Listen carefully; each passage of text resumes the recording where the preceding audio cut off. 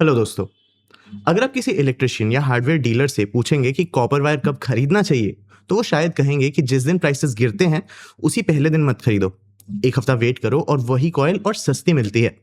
इस जून पूरे इंडिया में ये आदत एक भगदड़ जैसी बन गई थी, जब हर जगह डीलर्स ने अपने ऑर्डर्स डिले किए और चीपर केबल्स का वेट किया। ये सिचुएशन अकेले ही एक क्वार्टर को काफी इंटरेस्टिंग बना देता। फाइनेंशियल ईयर 27 के फर्स्ट क्वार्टर को जो चीज और भी अजीब बनाती है वो ये है कि अब इंडिया की वायर्स और केबल इंडस्ट्री के पास अपने फ्यूचर के बारे में बताने के लिए तीन अलग अलग स्टोरीज हैं।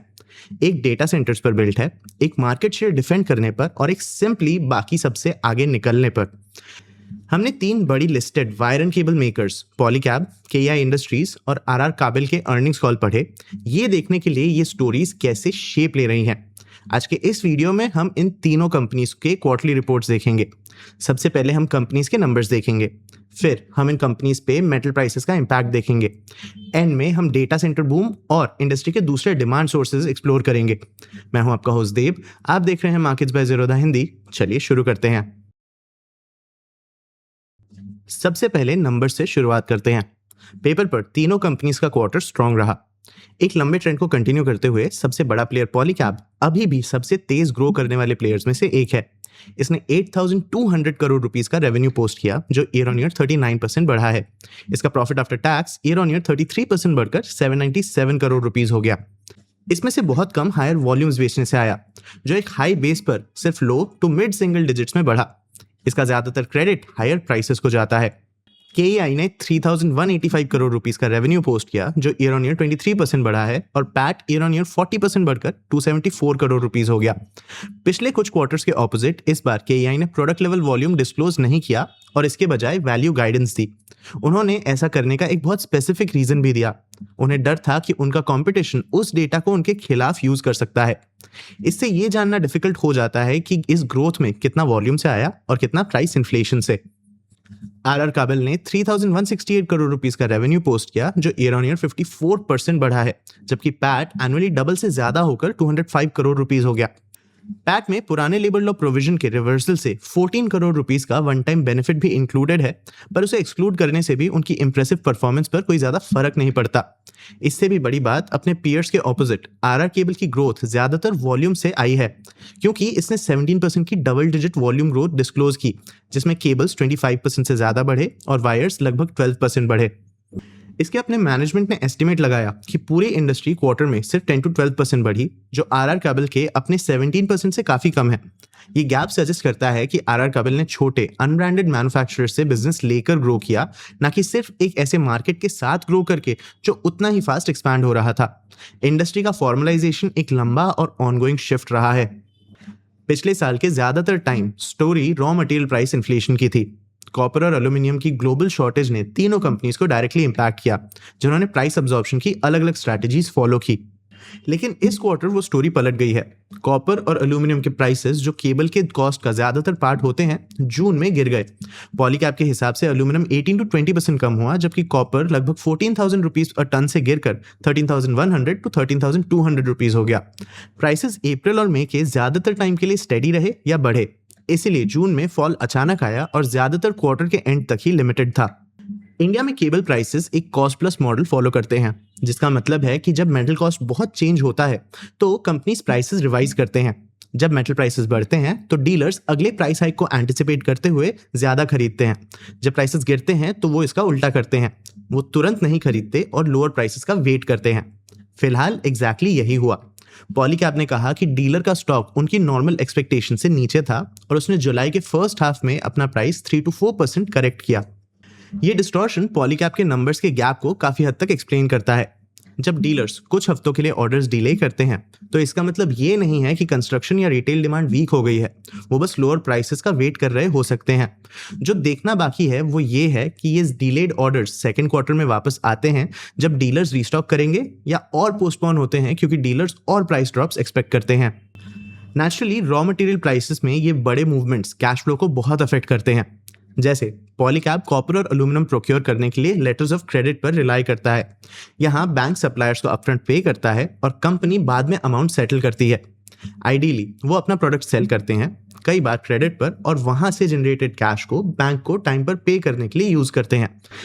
जितना फास्ट वो अपने क्रेडिट सेल्स को कैश में कन्वर्ट करेंगे उतना ही बेहतर है।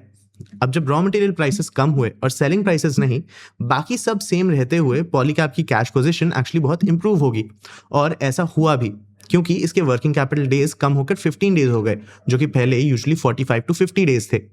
मैनेजमेंट एक्सपेक्ट करता है कि ये टाइमिंग बेनिफिट जाने पर साइकिल वापस नॉर्मल पर बढ़ जाएगा। लेकिन केईआई एक अलग अप्रोच लेता है। वो सप्लायर क्रेडिट यूज करने के बजाय अपने ज्यादातर रॉ मटेरियल्स के लिए कैश में पे करता है, लेकिन उसने डेज में अपना कैश साइकिल डिस्क्लोज नहीं किया। आर काबिल ने अपने प्रोक्योरमेंट प्रोसेस के बारे में कम डिटेल्स शेयर की, पर इसका कैश साइकिल ब्रॉडली 50 डेज के आसपास ही स्टेबल रहा। पिछले क्वार्टर में हमने फ्लैग किया था कि डेटा सेंटर्स एक डिमांड ड्राइवर जैसे इमर्ज हुए थे। उस टाइम तीनों में से किसी भी कंपनी ने इस सेगमेंट से मीनिंगफुल रेवेन्यू नहीं कमाया था और सभी इसे एक मल्टी ईयर अपॉर्चुनिटी जैसे देख रहे थे। ये क्वार्टर रेवेन्यू के पहले रियल साइंस ऑफर करते हैं, पर ये बेट तीनों के लिए बहुत अलग अलग तरीकों से पे ऑफ कर रहे हैं। पॉलीकैब ने अब डेटा सेंटर अपॉर्चुनिटी पर एक नंबर रख दिया है। ये एस्टिमेट लगाता है कि इंडिया में बिल्ड की गई कैपेसिटी के हर मेगावाट के लिए लगभग 3.5 करोड़ रुपीस के केबल्स की जरूरत होती है। इसका लगभग 50 to 60% कन्वेंशनल पावर केबल होता है, जबकि बाकी ऑप्टिकल फाइबर से कैरी होता है, जो लाइट सिग्नल्स यूज करके डेटा ट्रांसमिट करता है। इंडिया के पास करंटली लगभग 1.6 गीगावाट्स की इंस्टॉल्ड डेटा सेंटर कैपेसिटी है। इंडस्ट्री एस्टिमेट सजेस्ट करते हैं कि ये अगले 5 से 8 सालों में 8 to 18 गीगावाट्स तक बढ़ सकता है, जिसका मतलब है लगभग 20,000 करोड़ to 25,000 करोड़ रुपीस का केबल मार्केट। पॉलीकैब ने पहली बार एक कस्टमर का नाम भी लिया है, जो मोहाली, पुणे और सदर्न इंडिया में वोडाफोन आइडिया के डेटा सेंटर्स को केबल सप्लाई कर रहा है। आर काबिल ने बहुत लिमिटेड प्रोग्रेस की है। लास्ट क्वार्टर उसने डेटा सेंटर्स को एक मीडियम टर्म अपॉर्चुनिटी जैसे आइडेंटिफाई किया था, पर उसके पास सेगमेंट से कोई ऑर्डर्स नहीं थे। इसने अब स्टैंडर्ड पावर केबल्स के लिए कुछ ऑर्डर्स रिसीव करना शुरू कर दिया है, पर ऑर्डर्स अभी भी ज्यादातर अनाउंसमेंट स्टेज में है, जिनकी एक्चुअल एग्जीक्यूशन अभी शुरू होनी बाकी है। केईआई ने कहा है कि कंपनी ऑयल और गैस के साथ साथ यूएस में डेटा सेंटर प्रोजेक्ट्स के साथ पहले से ही काम कर रही है, लेकिन कंपनी ने इस बिजनेस के स्केल को दिखाने के लिए कोई नंबर्स प्रोवाइड नहीं किए हैं। उसने इंडिया या यूएस में स्पेसिफिकली डेटा सेंटर से लिंक्ड किसी कस्टमर, ऑर्डर या रेवेन्यू को डिस्क्लोज नहीं किया। सिर्फ इन डिस्क्लोजर्स को देखें तो तीनों कंपनीज के बीच का गैप ज्यादा बड़ा लगता है। पॉलीकैब के पास एक नेम्ड कस्टमर, पर मेगावाट केबल डिमांड का एक क्लियर एस्टिमेट और इसकी केस को सपोर्ट करने के लिए डिटेल फोरकास्ट्स हैं। आर काबिल ने एक अर्ली फुट होल्ड गेन कर लिया है, जबकि केईआई ने एक ऐसे प्लान पर बहुत कम अपडेट दिया है जिसे उसने कभी डिटेल में डिस्क्राइब किया था। डेटा सेंटर्स को ज्यादा अटेंशन तो मिल सकता है, पर पावर ग्रिड डिमांड का बड़ा और ज्यादा एस्टैब्लिश ड्राइवर बना हुआ है, खासकर जब हम सोलर को स्केल अप करना कंटिन्यू कर रहे हैं। इंडिया ने पिछले 5 सालों में हर साल रफली 14,000 to 15,000 सर्किट किलोमीटर्स ट्रांसमिशन और डिस्ट्रीब्यूशन लाइंस ऐड किए हैं। पॉलीकैब एक्सपेक्ट करता है कि फाइनेंशियल ईयर 30 तक ये एनुअली 20,000 to 21,000 किलोमीटर्स तक बढ़ जाएगा, जिसमें से लगभग 2,000 किलोमीटर्स अप्रैल और मई में पहले ही ऐड हो चुके हैं। पॉलीकैब एस्टिमेट करता है कि ट्रांसमिशन और डिस्ट्रीब्यूशन पर स्पेंड हर 100 रुपीज के लिए लगभग 15 रुपीज केबल डिमांड में फ्लो होते हैं। केईआई पहले से ही इस ट्रेंड से बेनिफिट उठा रहा है। इसके एक्स्ट्रा हाई वोल्टेज केबल से रेवेन्यू, जो लॉन्ग डिस्टेंस पर पावर ट्रांसमिट करने के लिए यूज होते हैं, ईयर ऑन ईयर 48% बढ़कर 186 करोड़ रुपीस हो गया। ये सेगमेंट केईआई के रेगुलर इंस्टीट्यूशनल केबल बिजनेस के 10.5% के मुकाबले लगभग 15% का ऑपरेटिंग मार्जिन भी अर्न करता है। ये बूम केबल्स के बाहर भी विजिबल है। पॉलीकैब का consumer electricals business FMEG year on year 71% बढ़कर एक रिकॉर्ड क्वार्टरली हाई पर पहुंच गया। सोलर इन्वर्टर्स डबल से ज्यादा हो गए, जो पीएम सूर्य घर योजना, रूफटॉप सोलर स्कीम और रिलेटेड स्टेट इंसेंटिव से ड्रिवन थे। ग्रिड के अलावा रेलवेज और दूसरे ट्रांसपोर्ट इंफ्रास्ट्रक्चर मिलकर टोटल केबल डिमांड का लगभग 10 to 12% है। इसमें 2030 तक प्लान 800 नए वंदे भारत ट्रेन के साथ साथ एयरपोर्ट्स, सी पोर्ट्स और वो रफली 10,000 किलोमीटर हाईवेज इंक्लूडेड हैं, जो इंडिया हर साल बिल्ड करता है। लास्ट क्वार्टर हमने ट्रैक किया कि कैसे straight of Hormuz shipping blockade ने मार्च में एक्सपोर्ट्स को इंपैक्ट किया। ना सिर्फ उसने वॉल्यूम्स को 1 डिग्री तक कंप्रेस किया, बल्कि उसने कंपनीज को वापस उसी मार्केट की तरफ फोर्स किया जिसे वो टैरिफ्स की वजह से अवॉइड कर रही थी। मैं बात कर रहा हूँ यूएस की। ये क्वार्टर एक मिक्स्ड फॉलो अप है। स्ट्रेट ऑफ हॉर्मुज ब्लॉकेड पूरी तरह रिजॉल्व नहीं हुआ है और एक अलग यूएस डिस्प्यूट इसमें अब ज्वाइन हो गया है। पॉलीकैब का इंटरनेशनल रेवेन्यू 1 साल पहले से 13% गिर गया, जबकि एक्सपोर्ट्स यूएस मार्केट पर रिन्यूड फोकस के बावजूद टोटल रेवेन्यू के 5.2% से घटकर 3.3% हो गए। मैनेजमेंट के हिसाब से यूएस, यूरोप और लैटिन अमेरिका में एक हेल्दी ऑर्डर बुक को आने वाले क्वार्टर्स में रिकवरी सपोर्ट करनी चाहिए। KEI भी डिक्लाइनिंग एक्सपोर्ट से नहीं बच सका। उसने पिछले साल के मुकाबले 7.3% कम एक्सपोर्ट्स रिकॉर्ड किए और यूएस की तरफ उनका रिवर्जन ज्यादा मदद नहीं कर रहा है। KEI के अमेरिकन शिपमेंट्स एक फ्रेश कस्टम्स ड्यूटी डिस्प्यूट में फंसे हैं।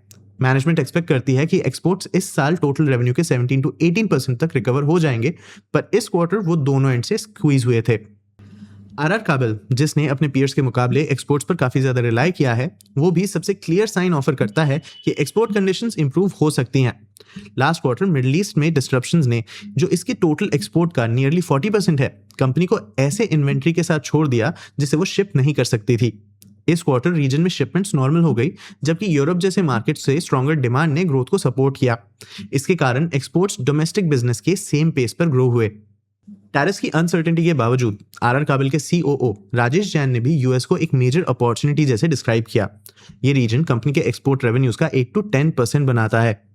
तो आपको क्या लगता है, आने वाले टाइम्स में और रीसेंट क्वार्टर्स में भी कौन सी कंपनी स्ट्रांग और स्टेबल रहेगी? अपने व्यूज हमें कमेंट सेक्शन में जरूर बताना।